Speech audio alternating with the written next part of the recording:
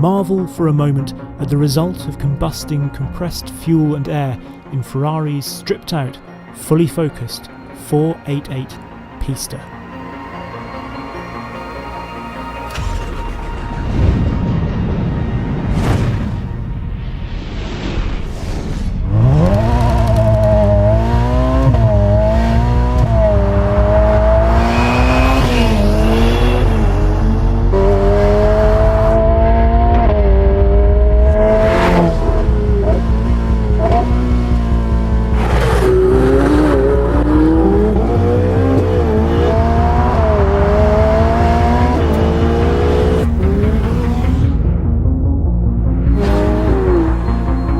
Wonderful, isn't it?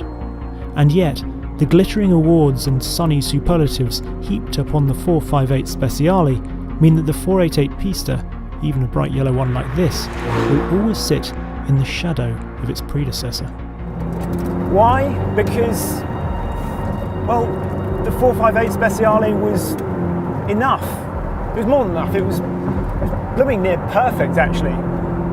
And so the 488, it didn't need to be more.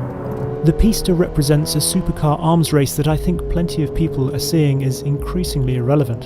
I'll say it again, who needs or wants to go faster than you can in a 458 Speciale? The turbocharged 3.9 is not as pure as the NA 4.5 that went before it.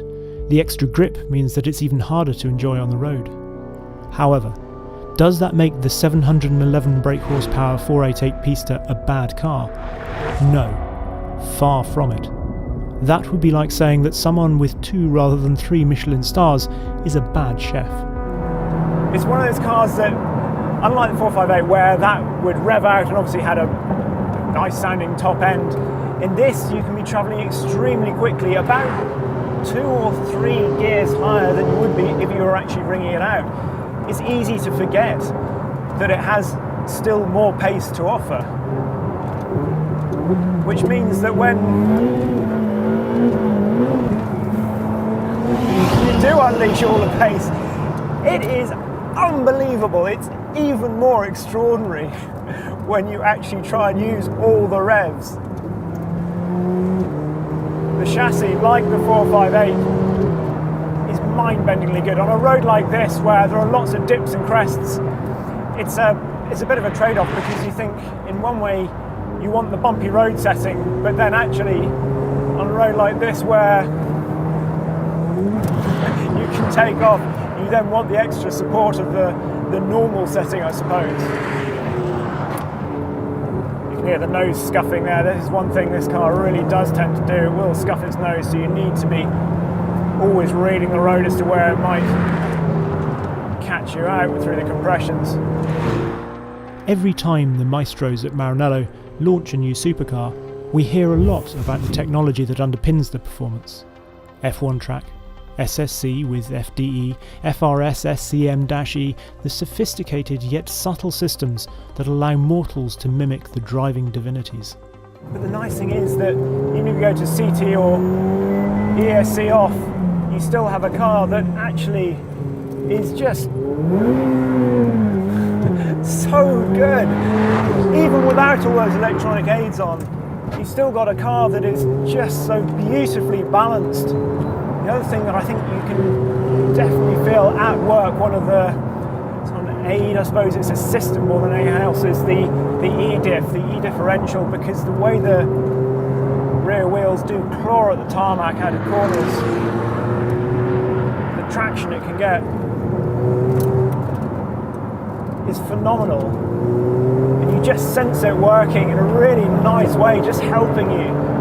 It doesn't feel unnatural, you just know it's there for you, it's on your side.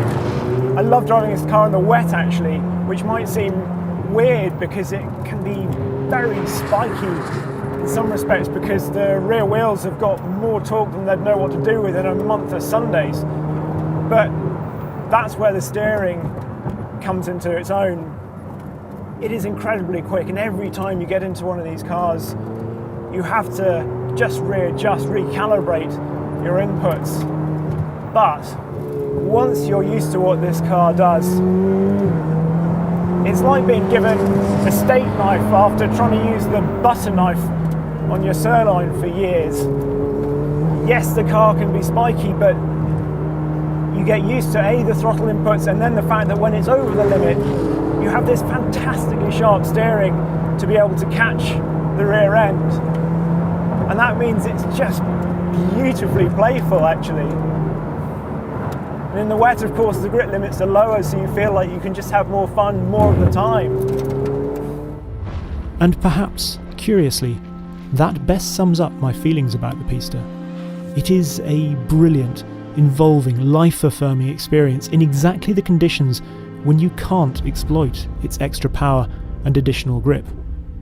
Make of that what you will.